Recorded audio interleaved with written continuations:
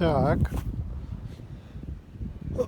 в этом месте мы в прошлый раз остановились. Это выезд, это я подавился морковкой. Я морковку все время ел, пока ехал. Мы въезжаем в район Санта-Моника. Вот мы страшные нарушители.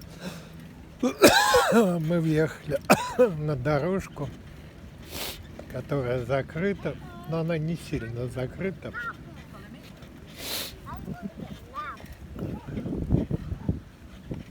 Полиции нету. То есть они все-таки понимают, что совсем закрыть это неправильно.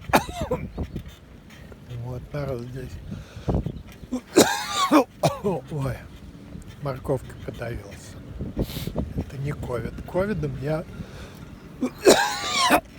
видимо, уже переболел. Во всяком случае.